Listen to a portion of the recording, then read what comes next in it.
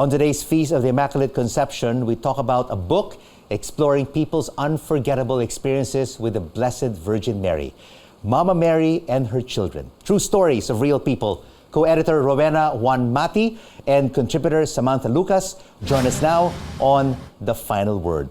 Ladies, thank you so much for joining us. Rowie, let me start off with you. What has been the legacy of the late Father James Reuter's Mama Mary and Her Children's book since 2008? He started the first book in 2008, and after that he retired, and then he left his office, and then I asked Anvil if they wanted to continue because he's not doing anything, so it's something that he can do while he's on retirement. So I arranged a meeting with them, and then during the meeting he said, "Okay, let's do this, but you help me."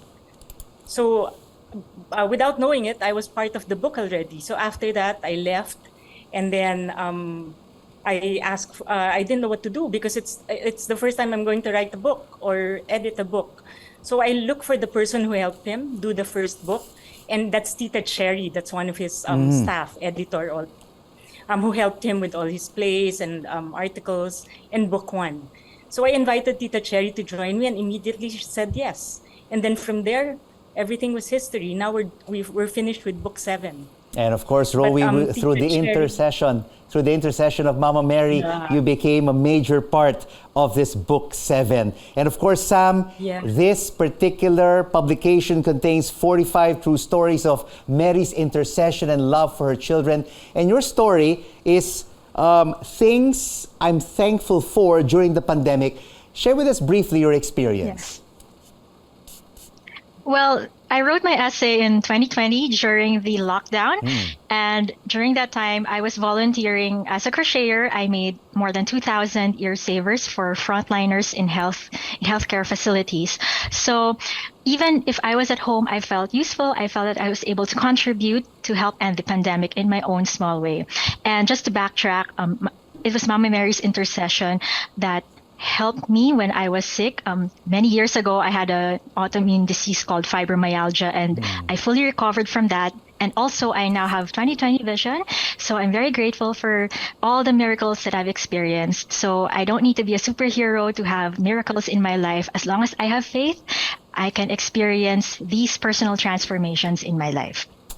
Yes, indeed, the strength of Mother Mary in our lives. And for you, Rowie, what impact has Mother Mary had on your life? For me, especially during times of uncertainty, it gave me strength and hope. Hanging on to her helped me survive through this pandemic and through a sickness that happened this year. I suffered from encephalitis. I was hospitalized for 7 weeks. But imagine, we finished the book. I got well, and now we have book 7.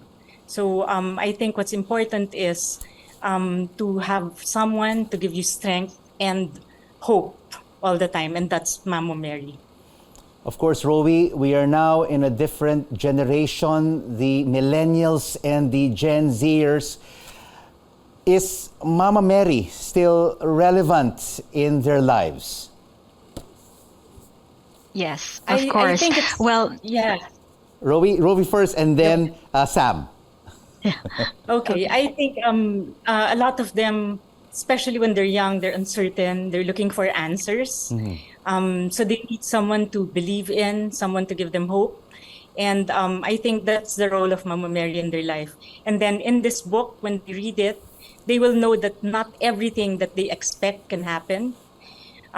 So they'll be able to manage their anxiety, their fears, and reading the different stories will give them inspiration to just move on with life. And I think what's important in the end is if you're not sure, you just stop, reflect, pray, and in the end, everything is, in the end, it's the faith. It's your faith in God and Mama Mary. And Sam, from your standpoint, how can this generation connect with Mama Mary? Okay, first of all, Mama Mary was also very young when she was given the mission to be the mother of Jesus.